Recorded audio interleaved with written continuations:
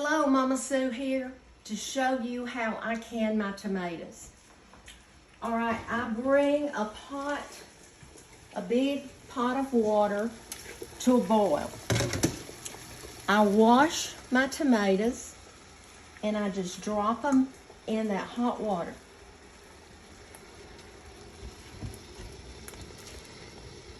And it's not going to take very long at all until these tomatoes are going to be ready to be taken out.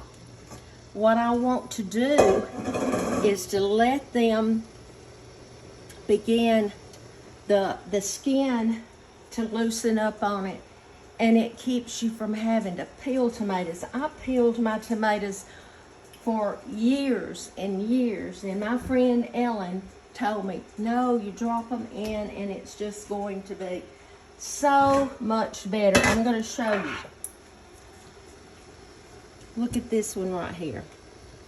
These tomatoes are so big I can hardly pick them up, but I will. Do you see how that skin is already turning loose? I have to let them cool though, because I can't handle it to peel them off until, but you can, do you see how it's hot? But I will show you after they cool. I can show you when I start peeling them off. But this is so much better than ever peeling them because it just comes off. All right, I'll be back. I had 2 containers this size that I had dropped in the hot water and let the peelings get loose on. I've already cut up 1 container, but I want to show you how I do this. I bought this little tomato core. It's great with a hard tomato, but sometimes with these that are so soft, you push it in, you turn it, and the core comes out. So I try to put my knife under where that little black spot is on the bottom of the tomato, and you see how it just, the peeling just slides right off. Now, you want every bit of that core cut out. So what I do is I cut my tomato in half, and then I look at the core that didn't come out and just pull it with my knife, and I cut mine in pieces. Everybody doesn't cut theirs in pieces. It's just up to you, but I do like to cut mine. Okay, let's do another one. You push that down, and you just push it in, turn it, and the core comes out. That one looks like it got out good, but that little black spot, you want to make sure you get that up. Peel them. So much easier than having to peel a tomato with a knife. And so I'm going to cut it in half. Look at it. Got all the core out, so I cut it usually, there's a little bit of peeling. I cut it, you know, just in little chunks because that's the way I like it. Now, if you don't have a core, just go underneath and get that black spot. Turn it, peel it. Well, okay. Peel it down. And then, see the core still in it. I'm going to cut it in half. I'm going to go here and just cut that core out. And then cut it up on both sides. Most people don't have one of those. I didn't have one of these cores until this year. And they're much easier to do when the tomato is not in the where the peeling's coming loose. Okay, so I'm just peeling it down. It's just so easy. It's messy, but anything you do is going to be messy. All right, core's still in there. Cut it in half. Take that core out and cut them. If you just want to cut them in half, you can. Or if you want to cut it in thirds. I just like mine already cut up. Now I'm going to do the rest of these, and I'll be back the next step. I got all of the 5-gallon bucket of tomatoes peeled and chopped. And it's more than was in the 5-gallon bucket that I did yesterday.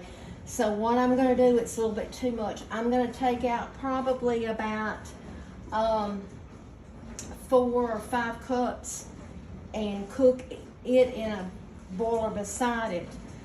But I just wanted to show you how they look when they're, you know, quartered and cut up. So you can see that's a lot of tomatoes in there.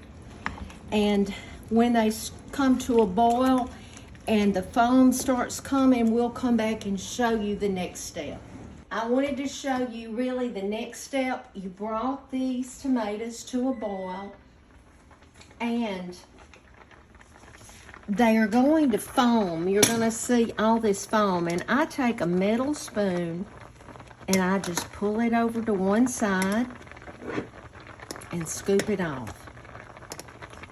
That's what I do, and you know, it will continue to foam for a little bit. Then eventually the longer that it cooks, you won't see that foam.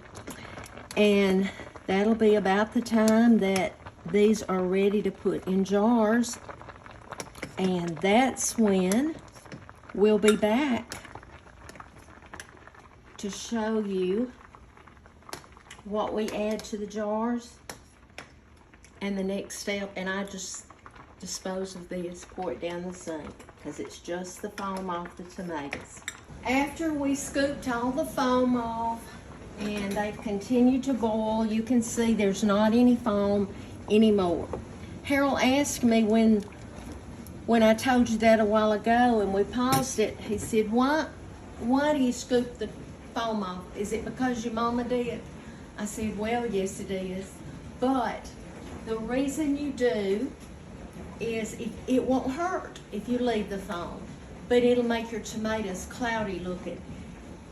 I read that tomatoes have a tiny bit of protein, and the foam is when you first start cooking them, that's the protein that's coming to the top.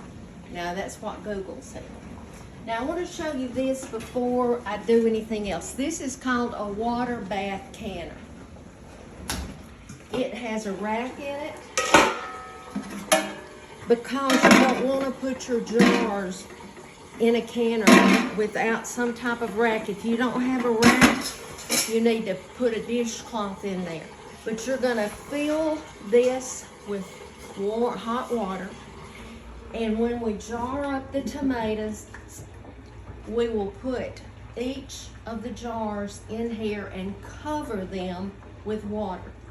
And when you cover them with water and they come to a boil, you're gonna let them cook for about 30 minutes. Cover them with water and put them back on the stove. Put them back on the stove and put the lid on it, and you'll let them just boil for 30 minutes. And that's supposed to make sure that all the bacteria is out. Now somebody's gonna ask me, Mama Sue, do you always do that? I have not always done that, but that's what's recommended, and that's what I want you to do, because I certainly don't want you to do anything that could harm you. But let me show you what I do. I put my stove, the tomatoes have popped out on it, but I put the temperature at 200 degrees, and I put my jars in here to get them hot. You want your jars hot so that the hot tomatoes won't crack them. Now, then I'm gonna fill the jars with the tomatoes and the juice, Now I use these canned tomatoes for a lot of cooking. Vegetable soup. You know, I've showed you how I save my leftover vegetables. And then all I have to do is add tomatoes. All right. Now, I'm going to put a heaping teaspoon of salt. And this is canning salt. You don't have canning salt, use non-iodized salt. And then you're going to put 2 tablespoons of either lemon juice or vinegar. I use lemon juice. That's to give it just a little more acid. And you want the juice to come up to this bottom. And I'm going to put just a tad more. That helps it to seal. You don't want to overfill it. Then you're going to take a clean damp cloth. Some people use vinegar to make sure there's nothing on the lid like a tomato seed, because if it is, this will not seal. Now I will tell you, somebody's going to say, why are you still heating your lids when Ball says you don't have to anymore? Well, it's worked for me for 50-something years. I don't have many jars that don't seal, so that's why I do it. But that's what I'm going to do. I'm going to keep filling these jars until I get them all, and then that's when you would put them in the, canner, in the water bath canner. But I'm thinking I'll probably have about 9 or 10 quarts. Yeah, these are the ones that I had yesterday. I had 3, 6, 9 quarts and a pint. From a 5-gallon bucket. From a 5-gallon bucket. And this is a 5-gallon bucket today. And I'm thinking I'm going to have a little bit more because my pot had more in it. But I'll let you know how many because I'm only doing 5-gallon a day. It's a job to can, but it's rewarding. And I just wanted to show you because some of you asked. And the recipe is in my Volume 1 cookbook on page 60, canned tomatoes. And it tells you exactly what I have showed you. So, Angela told me this morning, she said, Mama Sue, Volume 1 is extremely low. So I'll have to order more, but it takes about 6 weeks.